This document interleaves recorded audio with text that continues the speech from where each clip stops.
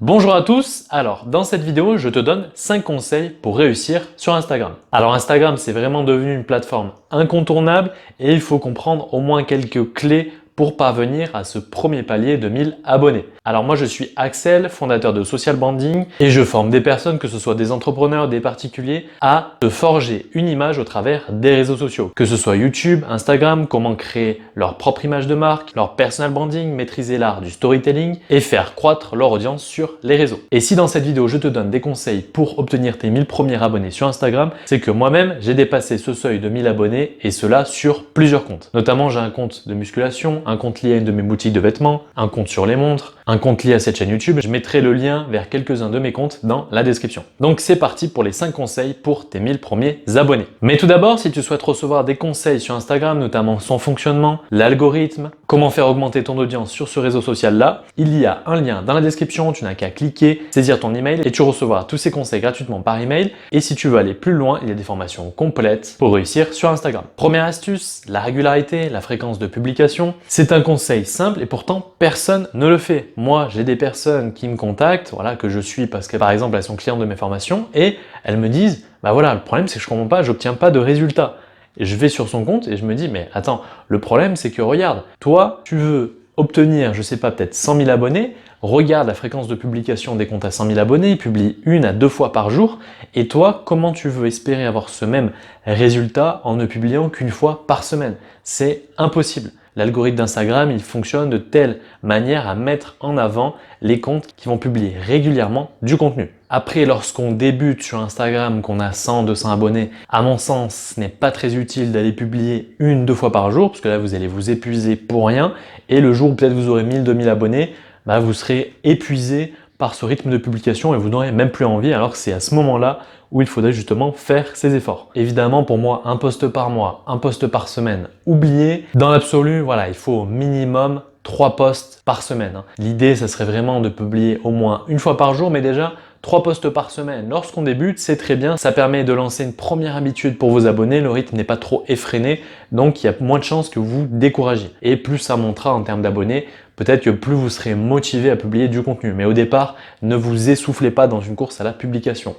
Évidemment, si par exemple vous savez très bien que vous n'allez jamais pouvoir publier 3 contenus par semaine, vous allez pouvoir en publier moins, l'idée c'est vraiment de répartir au mieux vos publications pour vraiment créer une régularité pour Instagram. Si vous savez que vous allez publier 104 contenus dans l'année, eh bien publiez 2 fois par semaine. Ne vous amusez pas à publier 1 fois par jour sur la première partie de l'année pour ensuite ne plus rien publier. L'idée c'est vraiment de lisser au mieux vos publications. Deuxième astuce, créer une vraie relation avec ta communauté. L'idée ici, c'est de ne pas tomber dans le piège des créateurs de contenu qui vont interagir avec leur communauté juste sur les premières semaines et après en fait ça va un petit peu les saouler. Le problème c'est que là tu vas perdre tes premiers fans. Les premiers fans ce sont les plus durs à obtenir, donc il faut vraiment les garder de son côté. Là ce que tu peux faire c'est par exemple déjà répondre à tous tes commentaires. Commenter les posts qui proviennent de comptes de ta thématique. Alors quand je dis commenter, ne t'amuse pas à commenter avec des commentaires du style super, génial, des trucs tout préparés. L'idée, c'est vraiment d'apporter de la valeur dans ton commentaire.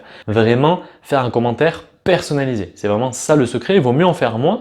Et pareil, là, l'idée, c'est d'avoir un rythme. Par exemple, tu te dis, chaque jour, je vais faire 5 commentaires, qui vont apporter de la valeur, qui vont être personnalisés sur 5 posts de comptes différents. Voilà ce que tu peux mettre. Peut-être que sur une montre, tu vas dire, ah oui, cette montre, elle est superbe. Elle me fait penser un petit peu à la montre tatati tatata, sur 3-4 lignes. Ça peut être vraiment intéressant parce que là, tu vas apporter de la valeur. Et ça, Instagram le sait, tous les commentaires du style great, génial, awesome, super, juste avec des emojis flamme, flamme, flamme.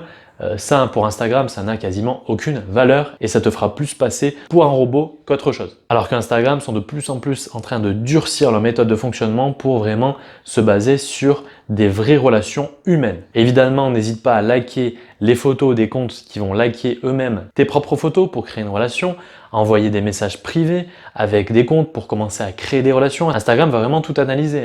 Si tu commentes un compte, que le compte te commente en retour une photo qui répond à ton commentaire, que toi par exemple tu envoies un message privé à un compte que lui il te répond, en plus que vous voyez qu'il y a des échanges de likes, de commentaires, tout ça, Instagram il va le bonifier puisque ça crée une vraie relation. Troisième conseil, les appels à l'action. L'idée ici, c'est vraiment de rendre ton compte le plus interagible possible. C'est-à-dire que dans tes posts, tu vas pas te contenter de faire une description, mais tu vas essayer d'apporter de la valeur, de poser une question, de faire réagir ton audience. Tu vas par exemple en story mettre en avant ton dernier post en mettant bah voilà, j'ai fait ce dernier post, n'hésitez pas à aller réagir en commentaire ou pourquoi pas compléter ton post avec ta story en utilisant l'outil sondage dans la story pour voir un petit peu les interactions liées à ton post. Voilà, l'idée ça va vraiment être ça, de créer quelque chose le plus interagible possible. Pas que ça fasse trop compte passif, c'est-à-dire tu publies du contenu, tu t'en occupes plus. Non, là tu publies du contenu, tu publies une story, tu essaies de vraiment créer une réelle interaction avec ta communauté.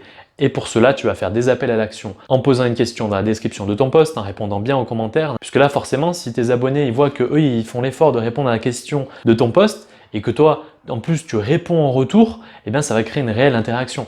Donc là, voilà, ton appel à l'action, en plus, tu vas rebondir dessus. Et pareil pour les stories, si tu crées en plus des sondages, etc., qui sont des appels à l'action simples, puisque les utilisateurs veulent aller vite. Donc là, les sondages, c'est vraiment quelque chose de très utilisé. Voilà, tout ce qui va être juste cliquer sur un bouton, ça, eh bien, les utilisateurs d'Instagram en sont friands. Et ça, Instagram l'a bien compris. Donc là, l'idée, c'est vraiment de créer une réelle interaction, de faire des appels à l'action dans tes posts et tes stories pour inciter les utilisateurs à la fois commenter, répondre à tes sondages en story ou même directement répondre à tes stories par message privé pour vraiment créer une boucle d'interaction grâce à ces appels à l'action. Quatrième conseil, la maîtrise des hashtags. Alors, idem, j'ai fait une vidéo détaillée sur le sujet, je te mettrai le lien en description.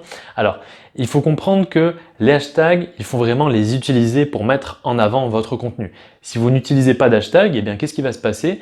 Vous allez publier un contenu, eh bien, ce contenu va être uniquement visible par les personnes qui vous suivent, qui sont déjà abonnées à vous. Le problème, c'est que vous, votre but, c'est de faire grossir votre audience, faire grossir votre compte Instagram, votre nombre d'abonnés. Et sur Instagram, le premier vecteur d'acquisition de trafic, ce sont les hashtags. Les hashtags vont vous permettre d'indexer votre photo dans différents répertoires entre guillemets d'Instagram qui sont les hashtags. Si vous mettez sous votre photo le hashtag musculation, eh bien vous allez apparaître dans la recherche Instagram du hashtag musculation, donc dans l'Explorer, etc. pour que les personnes puissent vous retrouver et que ça attire de nouveaux abonnés potentiels. Alors là, moi, ce que je recommande, ça va être d'utiliser à la fois de gros hashtags et de petits hashtags plutôt ciblés sur votre cœur de thématique. Par exemple, si votre compte est dédié à la musculation et plus précisément à la perte de poids, eh bien, vous allez utiliser des gros hashtags de votre thématique, par exemple hashtag musculation, hashtag bodybuilding, hashtag workout, etc.